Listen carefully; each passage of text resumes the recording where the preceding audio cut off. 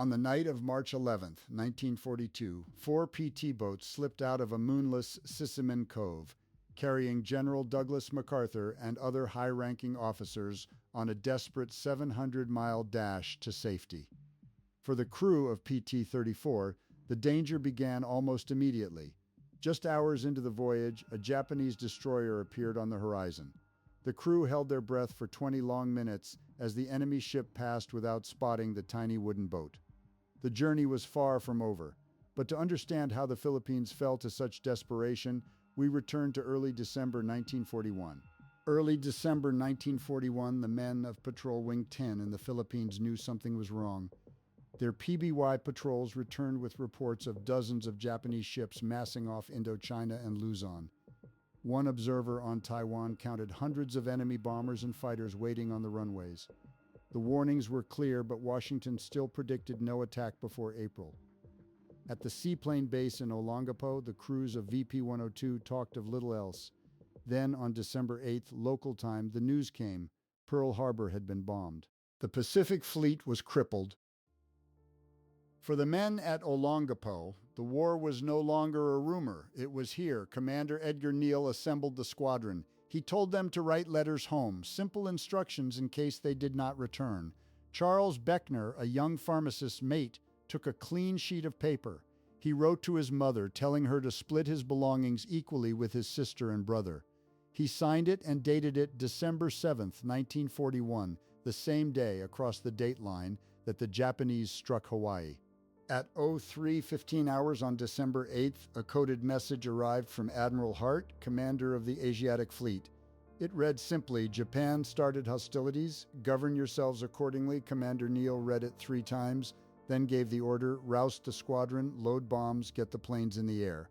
The men scrambled in the dark. Charles Beckner helped load belts of ammunition into the PBYs. He noticed the boxes were marked practice rounds. When he tried to push them back, a sailor shrugged and said it was all they had left. More ammunition was supposedly on a barge somewhere, but no one knew when it would arrive. 7 PBYs lifted off from Olongapo to search for the Japanese fleet.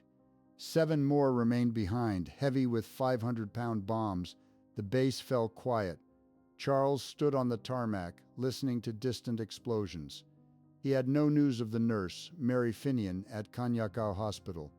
He could only hope she was safe. On December 11th, the Japanese came to Olongapo. A Zero flashed over the bay, testing the defenses.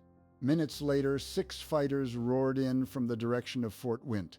They caught the PBYs moored at the buoys, helpless. Charles climbed the superstructure of the old USS Rochester and fired his pistol at the attacking planes. It was useless. The Zeros raked the bay with machine guns and cannons. Plane after plane burst into flames. One PBY, P-29, was hit while its crew tried to fight back from the waist guns. The plane burned and sank. 2 men died, Ensign J.C. Watson and Chief George Siki. The rest of the crews, many wounded, swam for shore. Charles ran to the dock, treating burns and bullet wounds as the men came in. That night, the survivors loaded trucks and withdrew to Los Baños. The war had begun, and they were already retreating. On December 19th, Japanese bombers returned to Cavite, and this time Sangley Point was their only target. Charles Beckner stood on the tarmac watching the formations approach when a sailor dragged him into a slit trench just as the first sticks of bombs walked across the peninsula. The explosions were deafening, each one bouncing him off the ground and covering him with dirt and debris before shrapnel tore through men and buildings alike. When the bombers departed and the Zeros finished their strafing runs, Beckner climbed out of the trench into a landscape of black smoke, burning fuel and screaming wounded. He spent the next hours working alongside a Navy medical officer on an improvised triage table, packing wounds, tying off arteries, injecting morphine, and watching men die faster than he could reach them. By nightfall, Sangley Point was nothing but smoldering rubble, and the survivors of Patrol Wing 10 were ordered to evacuate to Bataan. Beckner crossed to Corregidor a few days later. There, the Malinta Tunnel complex carved into the rock of Malinta Hill had become a crowded underground city of wounded soldiers, stacked supplies, and nervous headquarters clerks working by bare bulbs in the humid, solvent-reeking air. Enjoying the story? Subscribe to join us for the next one. On January 6th, Beckner stood at the North Dock on Corregidor, waiting for a ride to a small fishing village called Sissyman Cove. He had typed orders in his pocket, a transfer from the cobbled-together Navy Beach Defense Unit to Motor Torpedo Boat Squadron 3. A seaman named Bill Johnson, whom Beckner had met back on Cavite, had spoken to the squadron commander, Lieutenant John Bulkley, and arranged a spot on PT-34. Beckner would serve as both corpsman and machine gunner, qualified on the Browning 50 calibers and ready to leave the tunnels behind. When he arrived at Sissyman and reported aboard, the acting captain of PT-34, Ensign Baron Chandler, looked him over while his executive officer, Ensign Ilif Richardson, stood nearby and asked if he really knew the guns. Beckner held his ground. By the end of the day, he had stowed his medical bag, met the crew, and crawled into the starboard machine gun turret. He felt for the first time since the war began that he had found a place where he could actually hit back. In mid-January 1942, Charles Beckner stood at his station in the starboard machine gun turret of PT-34, the salt spray stinging his face. Squadron Commander Lieutenant John Bulkley directed the attack from his aluminum chair, scanning the darkness while Acting Captain Ensign Chandler stood ready at the torpedo firing station. The objective was a reported Japanese freighter anchored in the bay, and every man aboard knew this was no patrol. This was their first real attack. Running at reduced speed to mask their engine noise, the two PT boats slipped past the entrance to Binanga Bay and began their hunt. A Japanese searchlight suddenly blazed across the water, pinning PT-34 in its beam, and machine gun fire erupted from the freighter and the shore. Charles was momentarily blinded, firing a short burst toward the light before losing all vision. As his sight slowly returned, he heard the crack of a torpedo launching, followed by a muffled explosion as it struck the freighter's waterline, a hit that sent a fireball rolling across the bay. But the second torpedo had not fully ejected from its tube. It hung there, its engine racing with a high-pitched howl, the arming propeller spinning dangerously in the slipstream. Torpedoman John Martino reacted without hesitation, climbing onto the smoking tube and carefully closing an air valve to stop the racing engine. The arming propeller continued to spin with each wave threatening detonation, so Martino grabbed a roll of toilet paper and jammed it into the tiny blades, blocking the mechanism. The crew worked for another half hour before a heavy jolt finally shook the disabled torpedo loose into the sea, a quiet end to a near disaster. 10 nights later, on January 23rd, PT-34 cruised north along the western coast of Bataan under a quarter moon, Bulkley again riding aboard. A dim light appeared close to the water, and as the boat closed in, a shape emerged, a Japanese landing barge packed with troops. Bulkley hailed the vessel, and the answer came back as a burst of machine gun fire that ripped through the wooden hull of the PT boat. Charles swung his twin 50 calibers toward the muzzle flashes and unleashed a long, controlled burst, the yellow-purple flame from his barrels briefly blinding him in the darkness. The barge returned fire with rifles and machine guns, and the PT boat's helmsman, Ensign Ilif Richardson, threw the throttles forward, circling the enemy craft at close range. Charles and the port gunner, Jesse Clark, poured armor-piercing rounds into the barge, their tracers stitching across its length. In the chaos, a bullet punched through the cockpit and struck the acting captain, Ensign Chandler, in both feet, dropping him to the deck. Willard Reynolds, the boat's cook, grabbed bandages and applied pressure, calling out to Charles that the ensign was hit. Charles climbed down from his turret, knelt beside Chandler, and injected morphine while Reynolds held the dressings tight. The barge, its fuel tank ignited by a tracer round, burned fiercely and began to sink. Richardson put Charles and Chandler below deck, and the crew spotted a second Japanese barge fleeing into the darkness. They pursued, raked it with gunfire, and Bulkley boarded the sinking craft to retrieve documents and a wounded Japanese officer. By the time dawn broke, PT-34 was heading home, her deck scarred with bullet holes and her crew exhausted but alive. Weeks passed. Fuel grew scarce, and the PT boats hunkered down at Sissyman Cove, awaiting orders. On February 13th, Charles received word that PT-32 was making a supply run to Army Hospital No. 2 on Bataan, and that a corpsman was needed to accompany the medical cargo. He grabbed his bag and jumped aboard. his pulse quickening with a hope he had carried since those first desperate days of the war. Tilly Finian, the Navy nurse he had last seen at Kanyakau, was somewhere on that peninsula if she was still alive. The truck dropped him at the edge of Hospital Number 2, a sprawling jungle encampment of canvas and bamboo, where the stench of rot and infection hung thick in the air. The wounded lay on rows of cots beneath the trees, their bandages stained and their faces hollow from malaria and hunger. Charles walked past them, asking every nurse he met for a red-haired Navy nurse named Tilly, and one finally pointed him up a muddy path toward the gangrene section. He found her kneeling beside a soldier with a festering leg wound, her coveralls stained and her red hair pinned loosely under a cloth mask. She looked up, and for a long moment neither of them spoke. Then she stood and wrapped her arms around him.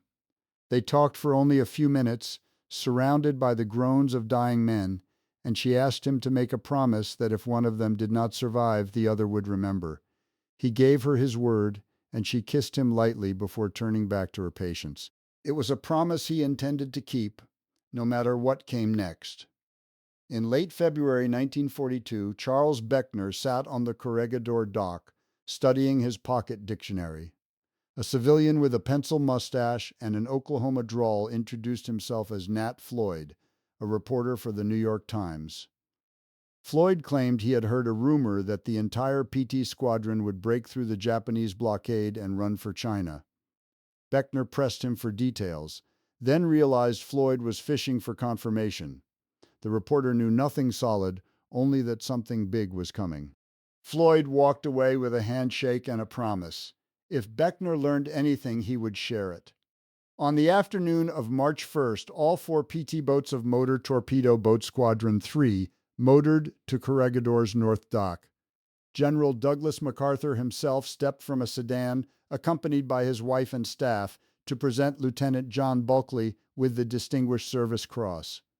Then the general addressed the assembled crews, telling them they had carried the fight to the Japanese as true warriors.